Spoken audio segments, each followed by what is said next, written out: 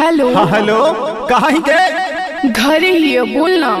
ए सुनना, प्रधान जी के बगीचवा में आओ ना, मिले के बड़ी मन कर रहा है। ना रे, अब ना आइबो।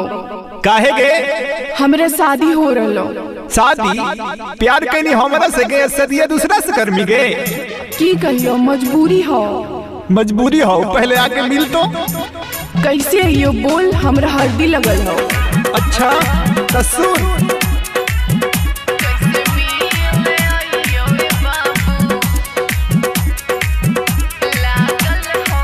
Shivangi recording studio Rajgir.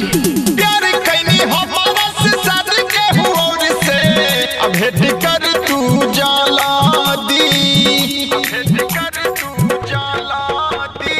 प्यार कैनी हमारा से शादी के हुआ से अब भेंट कर तू जाला दी। कैसे मिले आइयो रे छोड़ा, कैसे मिले आइयो रे सोना। लागल हो हरदी, लागल हो हरदी। कैसे मिले आइयो रे बाबू, लागल हो हरदी, लागल हो हरदी। कैसे मिले आइयो रे बाबू,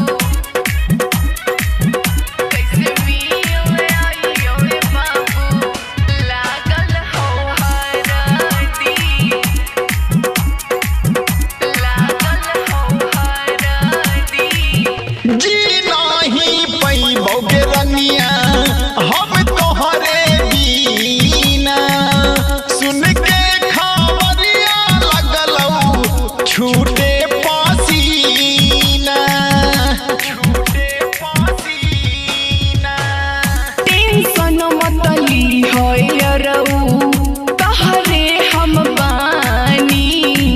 संगे लेके जात बानी, प्यार के निशानी। सुनाएलो भरवा होई न सबरवा बानी जानी बेदरदी। कैसे मिले आइयो रे छोड़ा, कैसे मिले आइयो रे सोना। लागल हो हरदी, लागल हो हरदी। कैसे मिले आइयो रे बाबू, लागल हो हरदी, लागल हो हरदी। कैसे मिले आइयो रे बाबू, आइयो रे बाबू, आइयो रे बाबू। कैसे मिले आइयो रे बाबू, लागल हो हरदी। दीपक दुलारा के छोड़ी दिल देनी तोड़ गे। कैसे कुनालवा के जैमी तू छोड़ गे, जैमी तू छोड़ गे। कुछ दिन और ये सोना मन के मना ले। मिले हम आइबो अपना दिल के समझा ले। याद बड़ी आईमी जहिया तू जैमी पियवा के संग ही। कैसे मिले आइयो रे छोड़ा, कैसे मिले आइयो रे सोना। लागल हो